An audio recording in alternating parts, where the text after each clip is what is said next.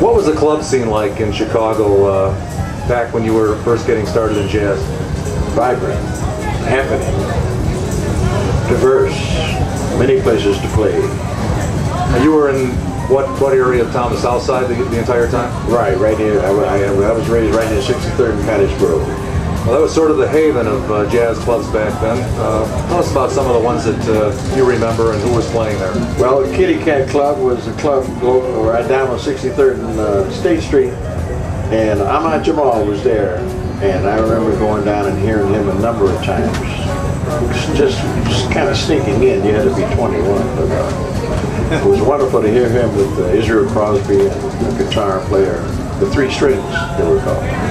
One thing we want to know is you've been through Chicago for so long that you've had a chance to see the club scene evolve over the years. And I'd like to talk about the difference between what you see today in Chicago versus years gone by. Well, there's just fewer clubs now. That's easy. There used to be a lot of places to play in the 60s, 70s even. By the time 1980 came, things dwindled down. Owners weren't taking a chance anymore. As far as what you see on the scene today with some of the younger musicians, what do you think of the caliber of musicianship, and do you have any advice for them? Good caliber of musicianship, excellent.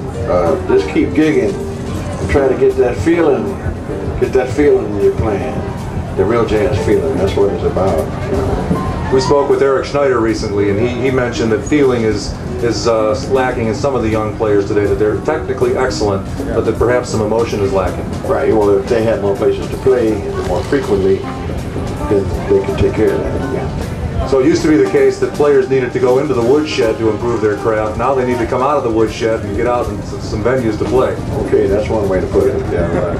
Yeah. Now you have a CD that is coming out. Tell us about that. Yeah, a CD with the trio. It'll be our second trio CD with Joe Adamick and Danny DiLorenzo. Joe Adamick on drums, Danny DiLorenzo on bass, and myself.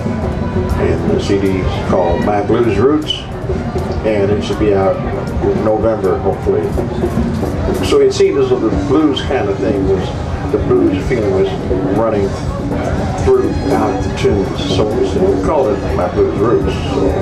Well, it also comes back to speaking about the emotion of the music. Yeah, well, I hope it's got some emotion, you know, we try to do that. We're with piano great Bob Dogan. I'm Dan Ferris. Join us next time for another edition of ChicagoJazz.com online television.